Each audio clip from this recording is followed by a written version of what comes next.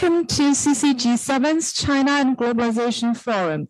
You're watching the forum's special dialogue, New Realities of China-US Relations in an Interwoven World, presented to you by the Center for China and Globalization.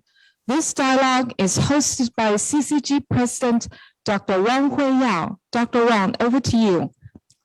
Thank you. Good morning and good evening.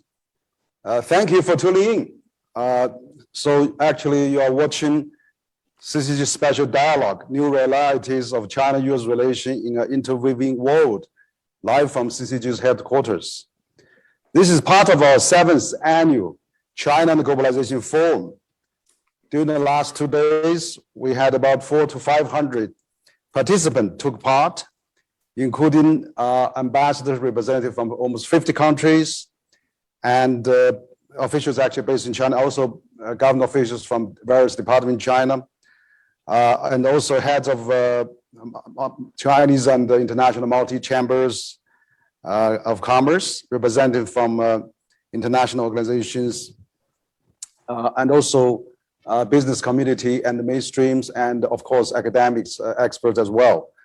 So this is actually the special program on webinar, continuous of our Center for China Globalization Forum. And we have covered many topics, and including the global economy, trade and mobility, China-US relations, China-EU economic cooperation, global cooperation, and the China's new development plan. Of course, also international communication. Now, we would like to have actually this special webinar, which we already had one series beforehand.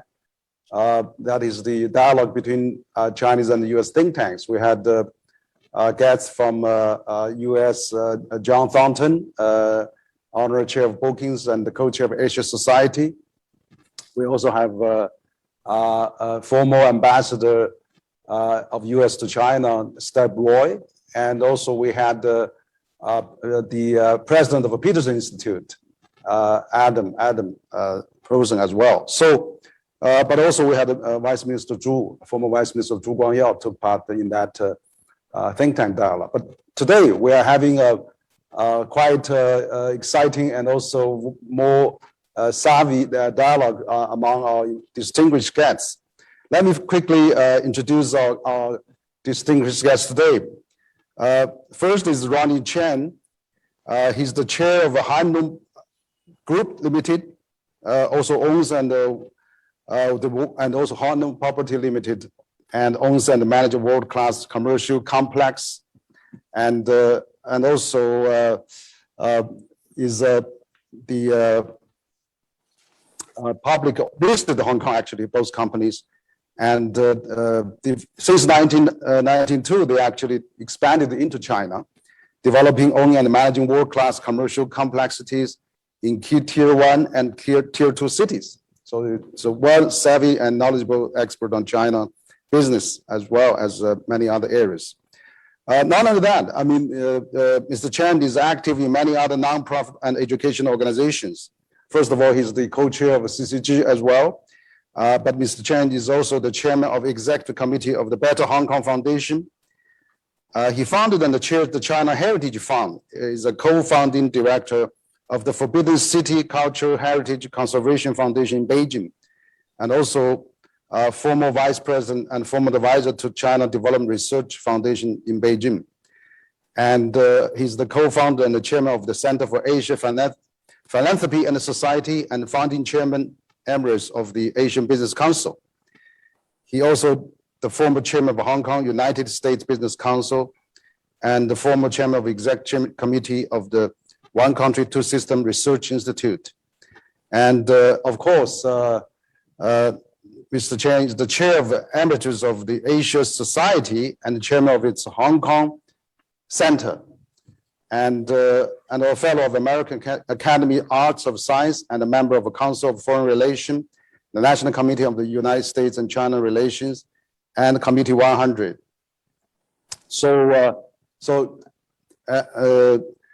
Ronnie also serves on the governing and advisory bodies of several think tanks and universities, which include the Peterson Institute for International Economics, World Economic Forum, East-West Center, Pacific Council, International Policy, Eisenhower Fellowships, and so on. So there's a list of all. He's also actually of the University of Southern California, which is he graduated there. So we're very honorable to have Ronnie on today. I think because of a pandemic, I heard that Ronnie couldn't have been stationed in Hong Kong for the last 15 months and couldn't come. Normally, you would join us for annual forum in Beijing.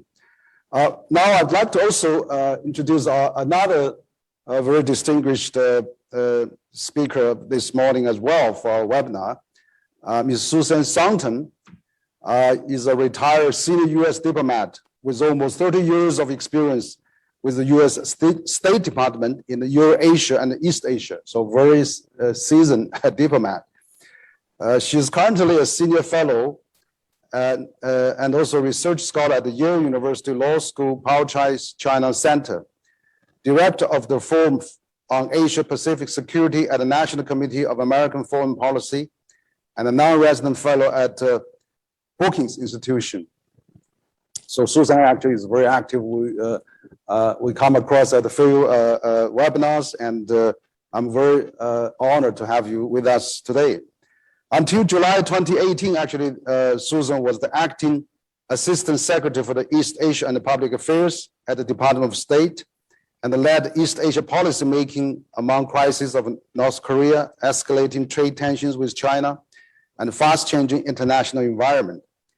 In previous State Department role, she worked on U.S. policy towards China, Korea, and the former Soviet Union, and served in the leadership position in the U.S. embassies in Central Asia, Russia, the Caucasus, and China. Thornton received her MBA International Relations from Johns Hopkins SAS, and also her BA from Boston College in Economics and Russian. So very well knowledgeable on the international relations. So we will start our dialogue today, and this is really a fascinating time, and also timely to invite those of you to join our CCG annual forum, that special webinar online. And so perhaps I'll start with Ronnie. And I remember, you've been a frequent visitor to China, but I remember about almost 2 years ago, you gave a talk at the CCG, and then you talked about the future. We were asking, maybe you can give some predictions of the future, what's going to happen affecting the humankind. I remember you said, you gave a list of the things that, but one of the things you emphasized is the pandemic. I remember vividly you mentioned about almost 2 or 3 years ago, we felt that was far away, we felt that was something not real, something that not happened, but actually it happened. It's actually happened. So we're now in almost more than a year and a half now in this kind of pandemic crisis, and we're still not out of the woods yet. So what do you think about the situation, ongoing pandemic, and also that we are facing in a world, worldwide basically, and how we can get out of that, and what are things we should be more cautious. So we want to tap into wisdom again. Ronnie, please. I'll be great. I'd like to hear from Susan. Susan, great to see you again. Henry, about 10 years ago, I drafted a list of 8 issues that will all, in my opinion, destroy a good part of mankind. And thanks to Helmut Schmidt, my good friend from the late Chancellor of Germany, I showed him the list, and I said, I know every one of these will happen. I just don't know which one first. And he looked at the list and said, pandemic. I thought about it. I said, yeah, Helmut, you're right. I think it's pandemic. And that's why I told you 2 years ago, whatever, that probably pandemic will hit first. I think that the way, let's contrast 2 big countries around the world and how they dealt with pandemic. And it really tells a lot about the world today. One is, of course, the United States. The other is China. Obviously, we happen to have Trump there at the time, which, sorry to say, Susan, you work for him. I was a civil servant, though. I wasn't a political. I know. Well, anyway, the way America handles it is very free-spirited. And as a result, you have 35 million people infected and 611,000 people died.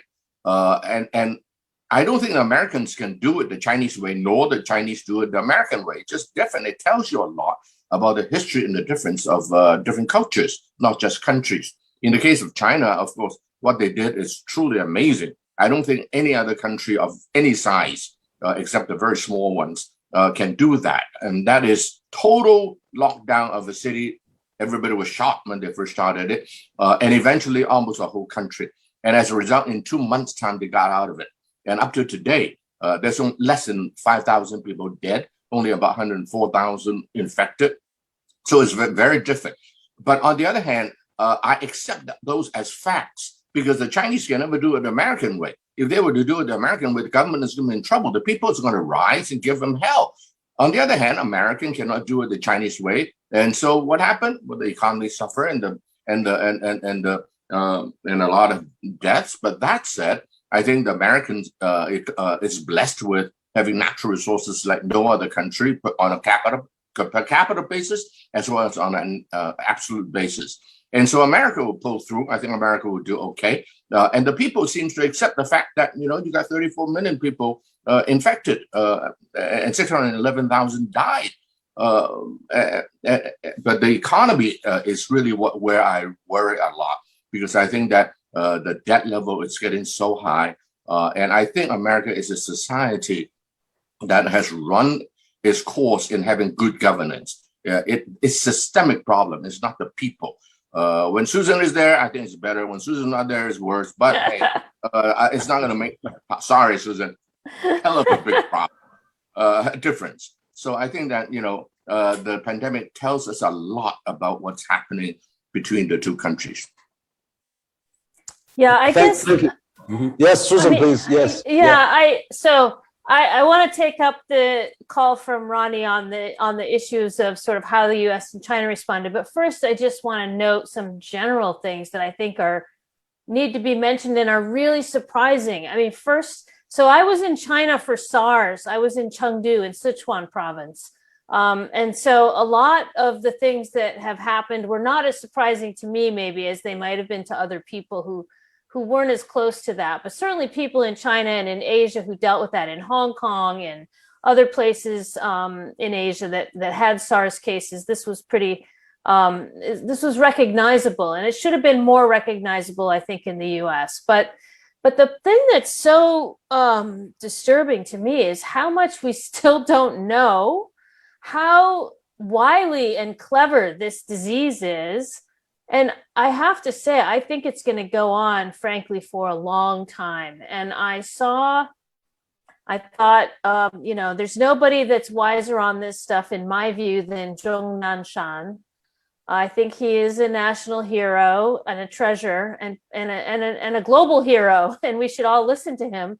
And I saw today that he said something like, we're going to have to get used to living harmoniously with this endemic disease. I mean, we're just going to, it's going to be like a flu, or it's going to be like other diseases that are out there in the public domain. And we have to figure out how to have an annual shot and wear masks and take precautions. And some people are going to get sick. I mean, he didn't say all of that, but that was the implication. And so I think in the end, interestingly, countries are going to end up dealing with this disease in the long run, all in the same way, which is, it'll be this endemic disease. But in the short run was where things were sort of so different, and depending on resources and politics and culture and systems reacted very differently. I remember I talked to one of our CDC experts that was stationed in Beijing. In February, he was evacuated from Beijing in the first wave of people out when all the families left after Wuhan was shut down.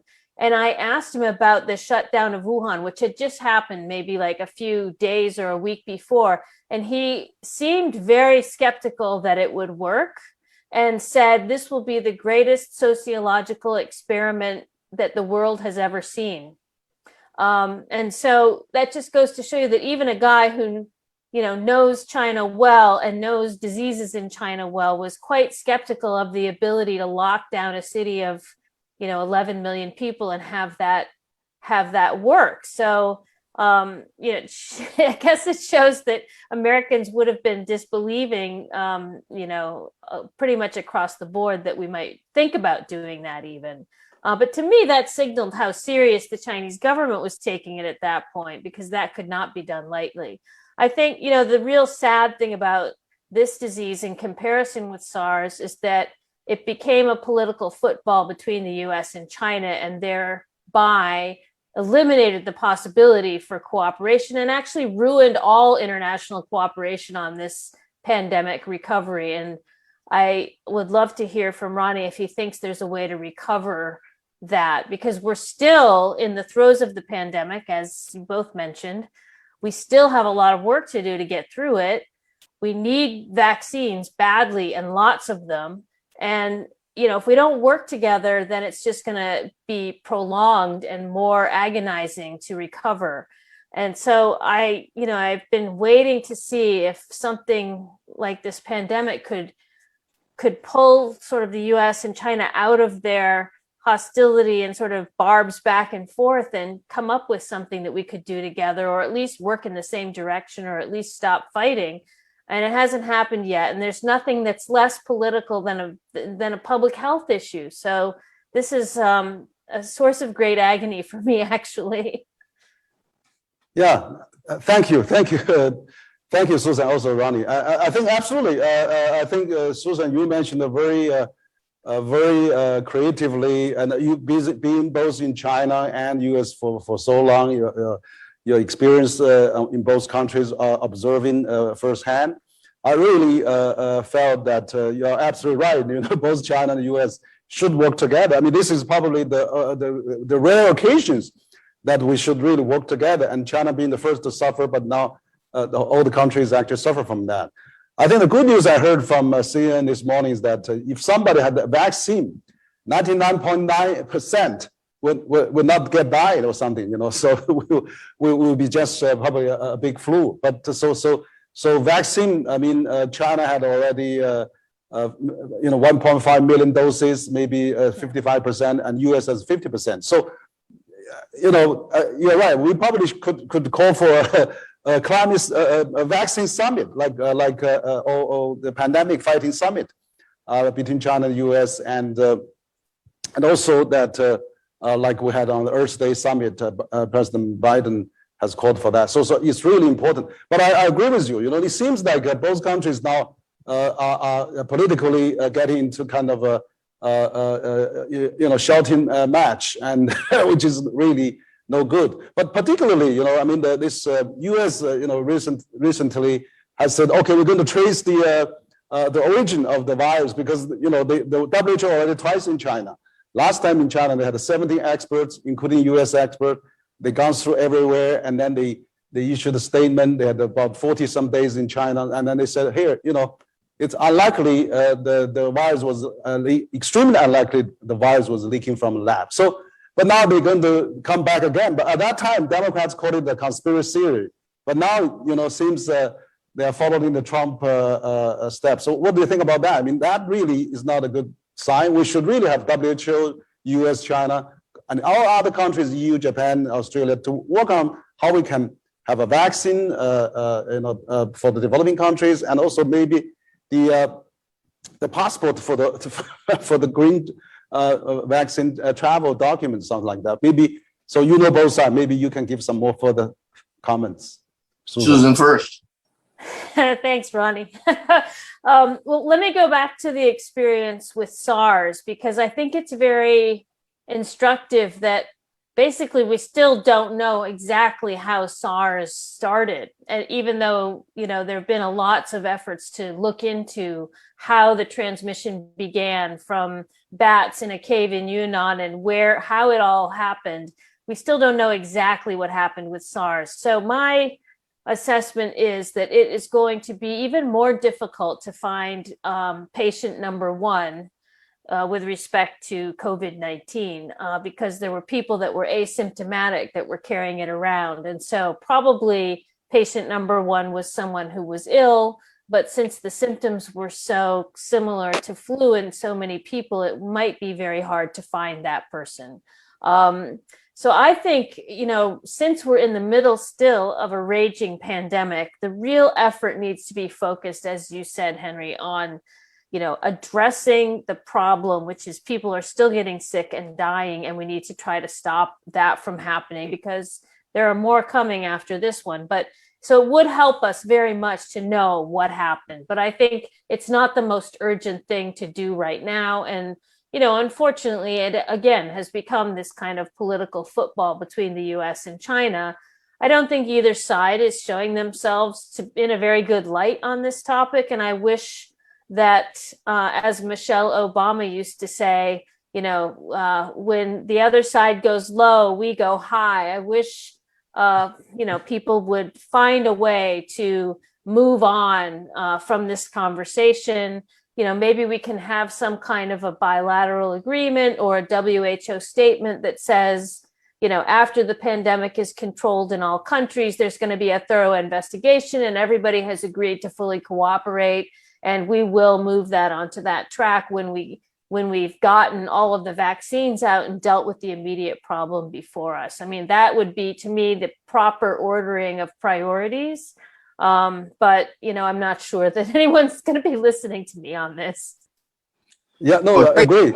Yeah, thank you. Thank you, Susan. I think that's absolutely correct. Maybe we should dealing with the crisis first and then get the things under control. And in the future, if there's a further tracing, then we maybe should be conduct that worldwide, because there's many cases actually occurred also at the same time or even before what happened in Wuhan. So you're absolutely right. Yes. Ronnie, please. Well, tracing the source is understandable. We always try to trace it. I mean, with AIDS, people are still tracing it. And that was, 30-some years ago, and then SARS, and then now. But as you well said, Susan, to make it a political issue is really, really impeding human progress. And unfortunately, it happened at a time, the COVID happened at a time when the United States choose to fall into this trap. And for example, to say that, China purposely leaked this out, I said, who is that stupid son of a gun who want to leak it in your own backyard? You want to leak it, you leak in somebody's house, not in your own house. And this is, I mean, brain dead almost. Maybe I'm missing something, but why do you want to kill your own people? You kill somebody else. So, when you overlay a political dimension to it is really, really terrible. The source, who knows where it is? Some people say it's in the United States or in the West somewhere, because in 2019, it was already discovered in Europe and in the United States with cases which were not widely reported. So I think that the political overlay is really impeding the whole situation. And once it becomes politicized, the Chinese say, hey, wait. You are not interested in science. You're interested in the politics. And so, we're going to block you from doing this and that, which is very sad. But I want to finally come back to a point that you make, Susan, that I thought was very interesting. You said that your CDC friend from Beijing evacuated, said that this is the biggest sociological experiment of mankind. It reminds me of what Sigmund Freud said one time. He said the United States is the biggest sociological experiment of mankind, and it won't end well. Well, he's a little bit personally, he didn't like the United States personally, but he's wrong. I mean, the United States went on to become very, very well, at least until now. And I fear that what Sigmund Freud said, the experiment that has gone so well for 200 years is going to turn bad. And the reason is because I think America is picking on a fight that it shouldn't be picking. And the reason is the whole rationale behind the fight that the United States is picking with China today is on a wrong assumption. And then it's also a war that both sides cannot win. It reminds me of Iran and Iraq in 1980. Was it 1980? Eventually, both sides suffer. And I think that, by choosing to fall into the Thucydides trap, I think America is starting a battle that is going to last for a long time. you're right, Susan. COVID will go away. But I worry that in my lifetime, I may not see better days between U.S.-China relations, which hurts me, because I think that many problems today can only be solved when the two biggest economies in the world work together. When one party intentionally make the other into an enemy, that is ridiculous. That's terrible. For example, they say, hey, China is destabilizing the Taiwan Strait and the South China Sea and all that stuff. Who has been flying in that area? Spy plane has been flying there from the United States. They remember the incidents in 2001, right? And if America did not fly airplanes in the Taiwan Strait or have the battleships go through the middle of it, would China react? China is just responding. And then now Japan, of course, everybody's brain dead. They choose to be brain dead. They're far smarter than I am, but if you choose to be brain dead, you are brain dead. And so, China is destabilizing the area. Well, stop the spying of planes along the China coast and stop stirring trouble by, aircraft carriers streaming down the middle of the Taiwan Strait or sending planes in other people's neighborhood. What if the Chinese were to send their battleship and the airplanes in California coast? What would the United States do? And it's really insane what is happening today, worse than the pandemic. I hope China won't do that. My advice would be to not reciprocate in that way. But I think maybe Henry, do you have another? If the Chinese were to fly planes on California coast, and America would not reciprocate? No. I said I hope the Chinese won't feel that they need to do that, because that is exactly what happened during the Cold War between the United States and the Soviet Union.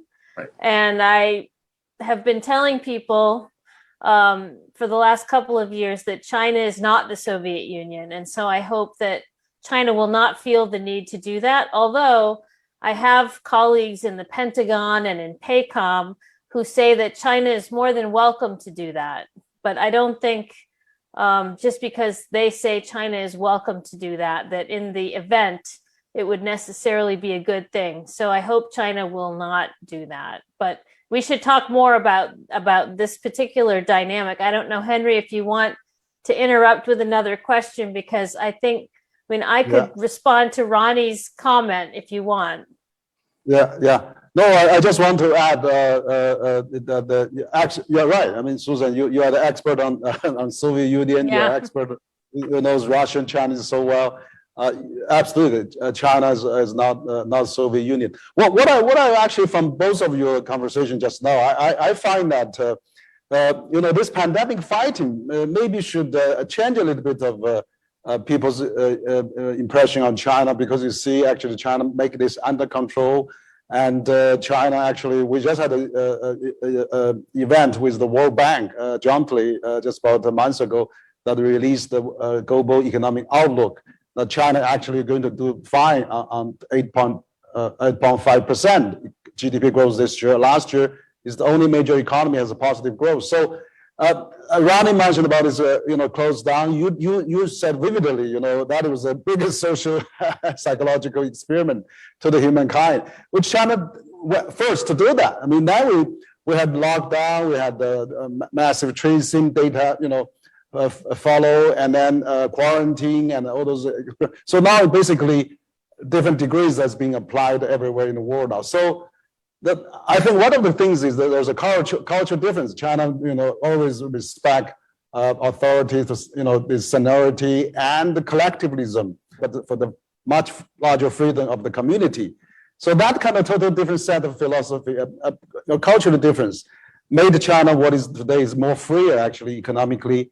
And actually has the biggest trade numbers, actually a new high on the record. So what do you think about, but then China is not really well understood in many ways, and then that really, not only because of this fighting, made us more closer, but it's actually drive us apart. So that's very sad. I mean, maybe Susan, you want to respond to that as well. So we felt that this virus should maybe improve China image, but it's on the contrary, actually getting more worse. And now even U.S. wants to trace the orange, still want to demonize China or make China look bad. Yeah. I mean, what do you?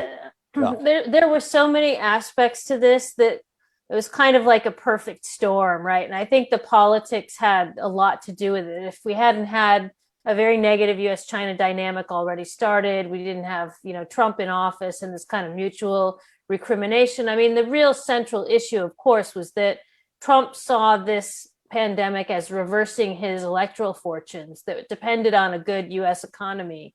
And turns out, if he would have reacted differently to the pandemic and taken it seriously and, shown himself to be a leader in a crisis and done a good job, I'm not sure, but what he wouldn't have won, the election in 2020. So it's really for historians to look back and make sense of all of this, I suppose. But I think the thing that we should not do is we should not view our performance in a crisis that's a domestic public health and a global public health crisis.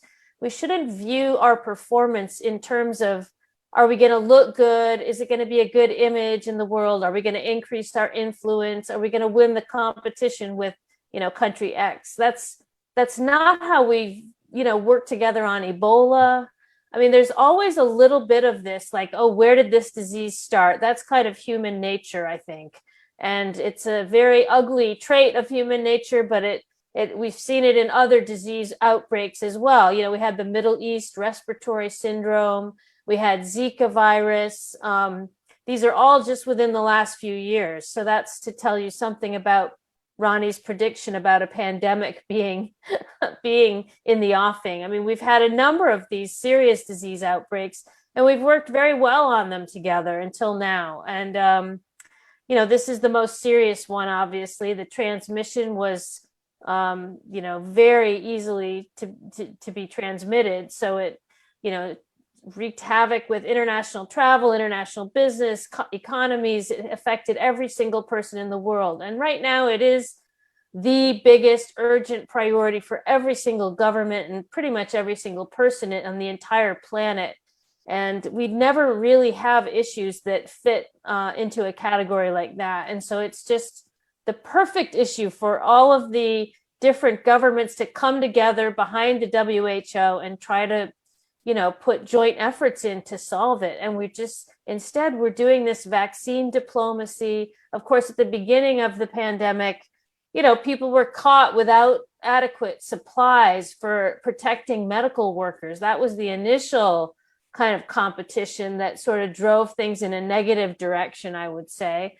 But probably also the fact that China did this lockdown and people's impression on the outside was that this is going to be draconian, probably prevented other countries from doing lockdowns as quickly as they should have. So that's just, it's just so unfortunate that there wasn't better collaboration and coordination. And the problem also was nobody had a good idea of what was going on in the early days. I mean, we just didn't have any information. So in a way, some of this is inevitable. But I do think now people deserve to have governments coming together and working together to try to beat this. Now we know more. We don't have perfect information, and I don't think any country should rest on their laurels at this point. This thing's not over. Nobody should say we did well and you did badly. I mean, it's not over. We keep seeing reversals of fortune, and I would just not make it about, is my country doing well, as compared to other countries. That's not what it should be. Governments should be figuring out how to make people safe and work with other governments to help them make their people safe. That's the only thing that matters. Absolutely, you're right. I think we need all the government to work together. I agree with you. So Ronnie, your turn, please. Susan, I always find very sensible and reasonable. But unfortunately, there's a lot of people out there who are not like you and me, not sensible and not reasonable. And one of them is politics, and politics everywhere is like that, especially, sorry to say, the voting electoral type of democracy. That kind of democracy has its own issues and problems, just like any other system. So, for example, Biden is not doing a better job in the US-China relationship. And it's because the whole body politics in the United States is already moved beyond that point. So people asked me before Biden became president, would relationship get better if Biden were to win. And within me, I said to myself, this gentleman or this lady doesn't know a hill of beans about what's really happening in the society in America. It's beyond party politics. And so that's why, Susan, you're absolutely right. It's a perfect storm when you have a asymptomatic virus at the same time when the United States falls into a Thucydides trap. And so I don't see, frankly, a better relationship even in dealing with the pandemics. And I think that this is really a human tragedy of the 21st century. And if the United States were to back off in this one area only, that is dealing with the pandemics, and begin to cooperate, I think it will be a lot better. But I'm not hopeful of it. That's why, frankly, Henry, I really have a problem with your title. The title you start is the new realities of U.S.-China relations in an interwoven world. Well, new reality, that's for sure. But interwoven world, I think, the globalization has already run its course in some ways, and already reversed. And so the interwoven world that the pandemic, COVID, cause us to reminds of us of how interwoven we are, and yet right at this juncture that the world is being bifurcated, and so the new reality is not interwoven world, and the interwoven world is not the new reality. So next time, please change the topic.